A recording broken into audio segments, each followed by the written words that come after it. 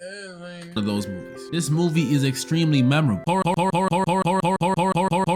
Coraline is just one of those movies. This movie is extremely memorable. The first time I watched it, I was in the 3rd grade, and I'm not gonna lie to you, much like everything else back then, I didn't know what was going on. I loved every part of it. The stop motion animation, the Alice in Wonderland vibe, Man, her fat ass scared me because that movie wasn't even. And the cold part is that movie wasn't even scared me. It was these sisters that scared me, bro. Futures and B's for YouTube. Hit them motherfuckers about right here. Yeah, hit them right there, bro. the character designs. All of it was just perfection. There was one thing that I didn't like about it back then. One thing that I actually love about it now. The big reason this movie's so popular. That's how scary it is. You see, this isn't your average run-of-the-mill scary movie. This isn't Rent is Due Tomorrow scary, telling your crush you like them scary, or even that kind of scary. This is creepy. From beginning to end, this movie has you confused, creeped out, and because the whole time, you just got this eerie feeling throughout the whole movie. You like, it feels like it's supposed to be scary, but this feels like a warming movie. Then, man, contemplating why you even watched it, especially the ending. That it gets weird. So today, ladies and gentlemen, we'll be going over by far one of the most terrifying movies in existence. So grab your popcorn, get your favorite. Wait, he's just gonna be talking about Coraline this whole time? Okay. Stuffed animal, and try not to. So the first thing we open up to is a disturbing voodoo looking doll being made by a mysterious hand. Ooh, creepy. And then we see it get sent off into space or sky, or I don't know how this works. And you're probably wondering, who is that hand? And to that I say, why would I tell you, dummy? Then we cut to this I'll tell you, it's the mom. You gonna know. Beautiful home called the Pink Palace Apartments. Is located deep in the mountains, in the middle of nowhere, and oh my goodness, does it suck. Look how gray it is. No joke, this is how it feels to live in New York sometimes. They got a blue Russian man dancing on the roof, an obese lady downstairs. Look, she even got the stair elevator thing. Sisters. They're obese sisters, and they're weird. It's creepy. Like I used to laugh at it at sometimes, but at other times I used to just feel like weird looking at You know, that thing. We see a family moving in who are clearly not that good of people. Either that or they're broke, because they gave the mover a freaking $1 tip. What are you supposed to do with that? Buy in Arizona? And this is the family of no other than Coraline, our main character. She has blue hair, likes to explore, and honestly can make a lot better decisions. Y'all gonna see. But she's 11 years old, so I digress. We see her get scared by this harmless little black cat, like so relatable. Then we see her meet the only other kid. Yo, the effort that was put into this movie is crazy, bro. Like, Get scared by this harmless little black. when I was a kid, I didn't notice, but this is all a stop fucking motion film, bro. Like, man, that's Black cat. That's effort. Like so relatable. Then we see her meet the only other kid in this movie. Well, the only other kid that we see alive. Why were you born Whitey?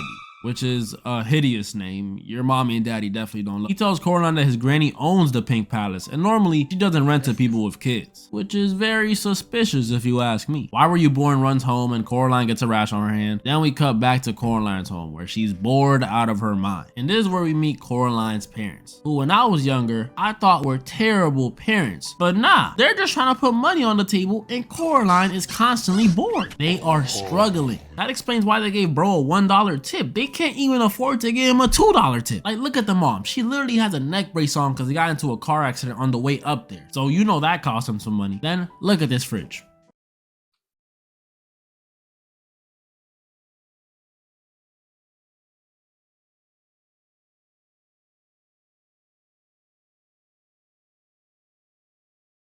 Yo, they got tortillas left out in the oh fuck. And y'all ain't noticed the apples rotten from the core. Bullshit ass cilantro or basil in a bowl. Yeah, it's in a bowl. Oh fuck, they looking bad.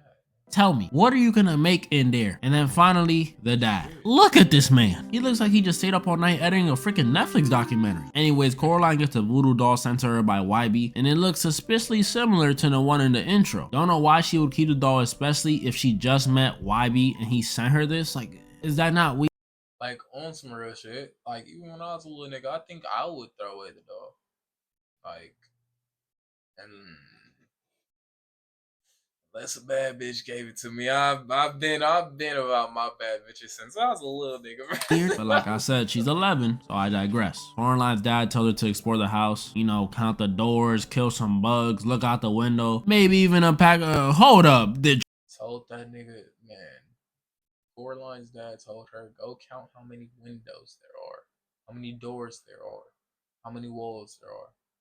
Write them down and get back to me. I was sitting there like, what kind of shit? Detroit! When Coraline stumbles across a small door in the living room after her freaking dog now this is where the plot starts to build. This is really, like, in my opinion, this is where the movie really starts. teleported next to it. Like, come on, you gonna tell me you didn't question how she got there? Coraline tries to open the door, but it's locked, so she calls in her mom to open it. She looks so mad. It's hilarious. Coraline's mama opens the door, and it's just a brick wall. Later that night, Coraline goes to sleep after the worst looking dinner I've ever seen in a movie. Like, damn, bro, I get that you guys are broke, struggling, but come on, y'all just whip up an egg. But as Coraline is sleeping, these mice start manifesting in the brick wall behind the small door, really embracing that NYC lifestyle I mentioned earlier. These same mice eventually lead Coraline back to the small door, but when she opens it this time, it's a blue portal. And I'll be damned if I went in there without knowing what's on the other side. Definitely not now, and definitely not when I was a kid. Coraline goes through the portal because she's braver than me, and when she gets on the other side, it's not something you would expect. She goes through, and it's the exact same room she was just in, but something feels a little different. It's more happy. It's more alive. And she walks bullshit, bro. I love this movie. Walks into the kitchen and sees her mom, but with buttons instead of eyes. This is her other mother. I don't know how she's so composed. I would have been screaming right now. This is how I would have been swinging on shit, bro. I would have thought I was dead. I would have thought I died, and like, this is the afterlife. How it would look in real life to have button eyes. Playing on. I just got flashed of a lifetime. What the fuck? Oh my god. Yeah, I would have had to sock on somebody just see if their eyes come out. Like just to see, like it looked like they'll pop out so easy, bro. Just one sock to the chin, it looked like the eyes popping out. You just gonna be sitting there one out. Yeah, no, I'm breaking down in tears. So the other mother was actually whipping up some dinner for Coraline, which is pretty convenient considering the other stuff that she had to eat. It's almost like she knew. And while she waits for dinner, Coraline meets the other father. Coraline's other father is an interesting character because he's a king. So he's saying nigga's a cokehead. I'm knowing he's a cokehead. That man, kids, not even kids. I shouldn't even be saying that, but people, bro, people. the song. If you see anybody acting like that, that's a cokehead. They're not just energized. They're not just lively. No, they do coke. And then dinner is ready. Hey, I can't lie. This food looks finger licking good. They even had a little gravy tray in it. And the magical cake. Maybe this world isn't so bad. Coraline has to bed where she has stuffed animals that talk, bugs that talk, pictures of people talking. Wow, this dude is hideous. Coraline goes to sleep and sadly wakes up back to a no gravy train having reality. On the bright side though, her rash is gone. Bad side, doors. Rash is gone because the mom in the fake world, she put a little cream on that shit. So when she put that cream on that shit, bro, hit that bitch right away, bro. Knock that motherfucker up out the bone, bro. No bullshit, man. Closed. And her parents are not believing a single word that she says about the other world. Her mom sends her to go meet the neighbors downstairs, but before she does that, we meet the dancing blue Russian man and Mr. Babinski. When I first watched the movie, I was suspicious since the mice came from his apartment, but he actually warns Coraline, telling her, Caroline, the mice. Jumping mice? The mice said do not go to little door. They said it is dangerous. Here, have beat. Coraline goes downstairs where she meets Spink and Forcible. My goodness, are these two a lot? First of all,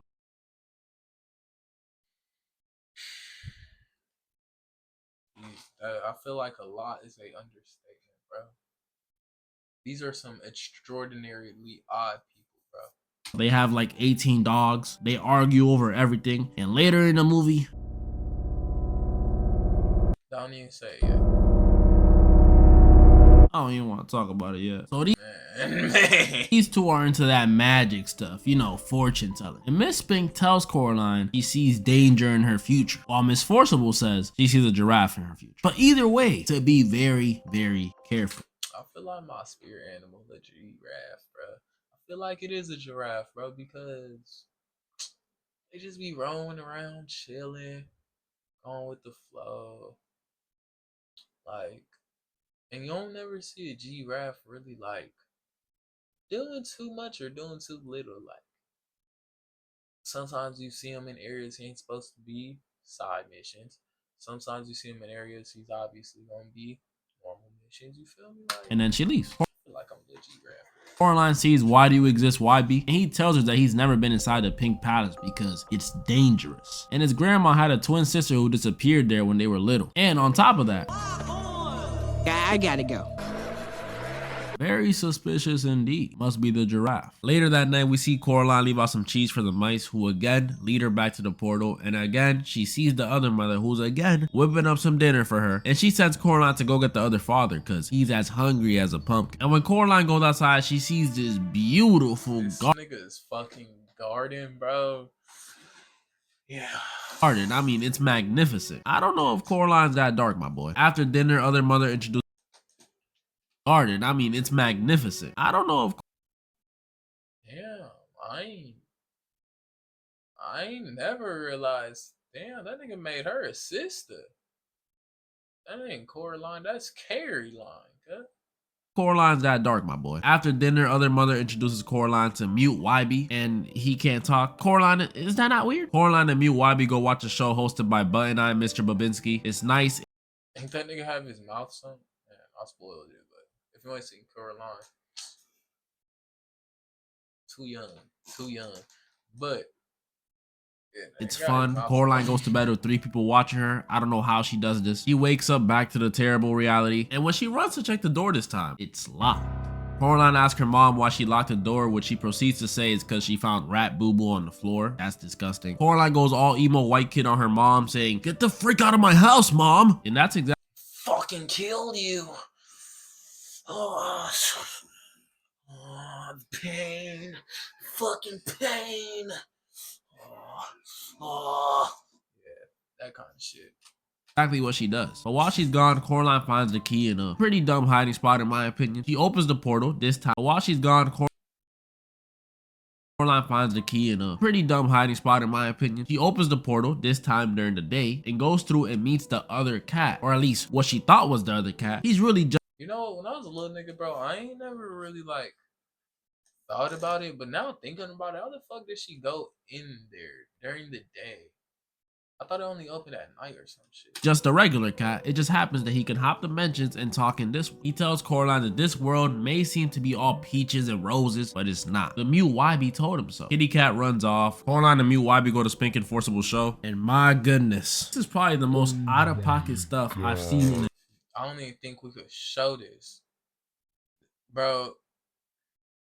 a kid's movie. This is what I was alluding to earlier. I can't show it on YouTube because YouTube might snipe this video off the face of the earth, but trust me, it's bad. It's something, my nigga. It's something. Like, I think that's like when I first like realized the transmission people are real people, bro.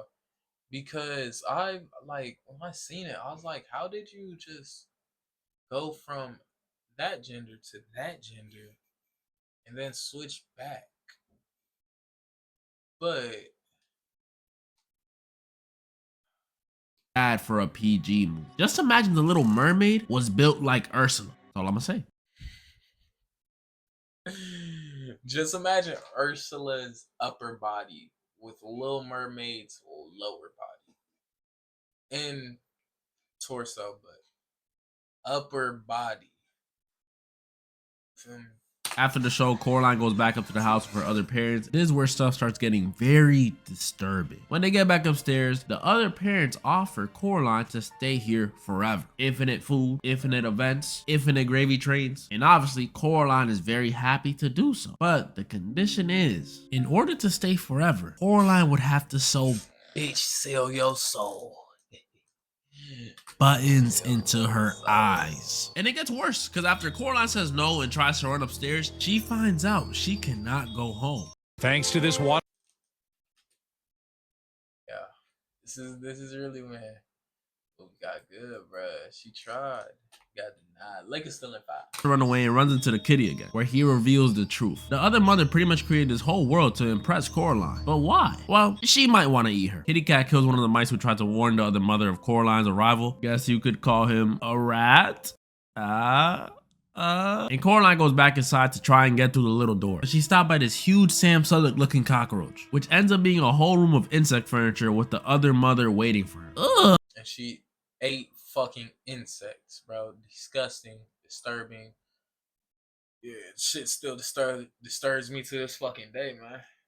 Even a bug chair? That's nasty. Coraline and the other mother argue, and the other mother reveals her true form. Well, like stage 1 of her true form, which is bony, creepy, and tall. Like, what are you doing? The Lakers need a backup center, my boy. Other mother locks Coraline behind a mirror where she meets the ghost of the Beldam, aka the other mother's previous victims. My goodness. They ended up going through with the bun procedure and getting Ian alive. By the way, this one right here is YB's grand auntie that went missing. Rest in peace, my boy. They asked Coraline to help find their eyes before she escapes in order to free their souls. Yeah, you're tripping. I'm supposed to risk getting Ian because y'all were dumb enough to put buttons into your eyes? Man, like, why the fuck you think I'm the chosen one? Y'all were already here. Nigga, y'all been settled down here for some decades, centuries. You're gonna be alright. I'm out of here. Pilgrim Kid, I'll cut you some slack. Life must have sucked back then, I know. Latest time in your life must have been the Salem witch trials. Coraline agrees to help the kids when she's suddenly pulled out by these mysterious hands, which just ends up being the mute YB, whose mouth got freaking sewn into a smile on some Joker stuff by the other mother. That's messed up. He helps Coraline escape back through a little door, sadly unable to escape himself since he's made out of sand. Rest in peace, my boy mute YB. Coraline gets on the other side, locks the door, and she's finally home. But the house is empty. Then she hears the doorbell ring. Opens it, and it's "Why were you conceived, YB?" Coraline tells him about everything that's happened, and he's pretty much like, yeah, she's crazy. Coraline's parents are missing, so obviously she goes to the incredible Spink and Forcible for some help. That's where imagine Coraline's to add on to parents are missing, so obviously she goes to the incredible Spink and to add on to the play. Imagine this, bro, because the play fucking traumatized me. That's why I keep going back to the play. Don't ask why I keep going fucking back. Traumatized me when I was a little nigga. I don't know why they showed that to kids. But speaking about the play, bro, just imagine this on a fucking guy. Yeah. Forcible for some help. That's where they give her a handy dandy crystal that you can look through. That'll be important later. Coraline cries herself to sleep like a baby. Relatable. When she's woken up by the kitty in the middle of the night, he shows her that her parents have been captured. She's woken up by the kitty Boo, nigga.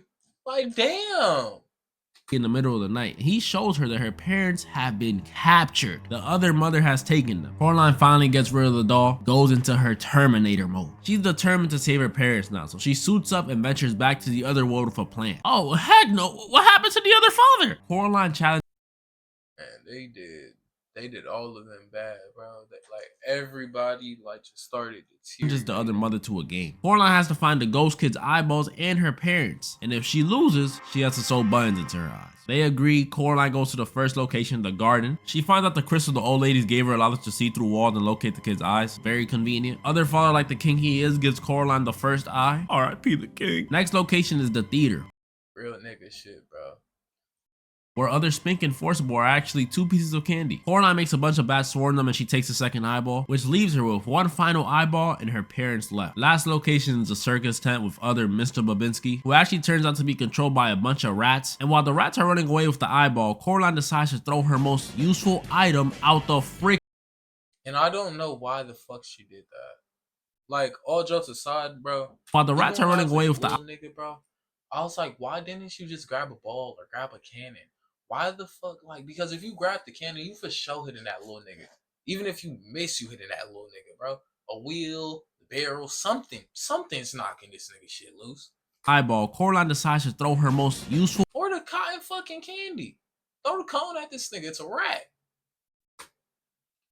my fault. The freaking door. Luckily, Kitty Cat caught the rat, and the whole other world starts crumbling since Coraline drained it of its power. Coraline finally confronts the other mother, who is now, what happened to you? Who is now freaking full spider mode. Other mother doesn't let Coraline leave because she hasn't found her parents yet. But Coraline does an insanely smart play and distracts the other mother long enough to find a snow globe where her parents are trapped. Derek FDB levels of intelligence, if I do say so myself. Coraline throws her only ally at the other mother, and while he scratches away at her face, Coraline takes approximately 6 to 8 business days just to start moving. But then by the time she does, the other mother goes X Games mode and makes a huge spider web and starts tweaking. Coraline narrowly escapes through the small doors thanks to some anime logic, afterlife help from the ghost children, and finally frees her parents from the horrible clinchers of Detroit. Am I too mean to Detroit in some of these videos? Here, I'll pick another city to pick on. I gotcha.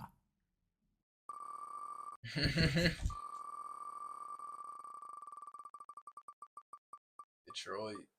Again. Yeah. Ah, the wheel spoke, guys. It's out of my hands. Coraline's parents don't actually remember anything, so Coraline's the only one who knows. How the fuck don't they remember anything? You got ice on your Oh, guys, it's out of my hands. Coraline's parents. Like, and I didn't even, like, when I was a little nigga, I didn't know if they knew or if they didn't know. Because, like, I genuinely, like, at the end, I was already hyped up. I was like, oh, she did her shit, I ain't never knew, bruh. I don't know how the fuck, like, Don't act. I don't just think anything of it. We're cold as shit, frozen. Oh, no, I think they just, like, acted like, oh, what happened? Actually remember anything, so Coraline's the only one who knows anything that happened. But it's not over yet. Later at night, after having a dream with the 3 ghost children, they tell her she's still in danger and has to get the key as far away as possible. So Coraline decides to go take it to the well, and right as she's about to drop it in there, the other mother's hand comes out of nowhere from the top rope and starts scrapping with Coraline. But luckily our boy, why did your parents have to meet YB, comes out of nowhere and grabs the hand, helping Coraline smash it and throw it into the well. The movie ends with Coraline and all her neighbors working on the garden, and we finally get to meet Y-Born's granny. This movie teaches you appreciation, because it's way better to live with the parents that you made. Yeah, Coraline gave her granny a little gift that the ghost gave her. It's a good movie, Argue bro. and fight with, than to have a beautiful fantasy world where you get stupid amounts of food and whatever you want, but in exchange, you gotta sew buttons Sell your soul into your eyes. Would it really be that bad though? JK. If something like that happened to me though, I know exactly what to do. What the? I'm slinging dick on the corner. Fuck that. Oh, hey, that was gonna be my exit joke, so don't quote me.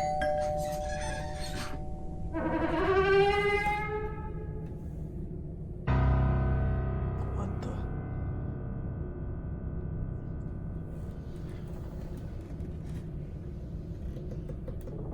I don't even look like this.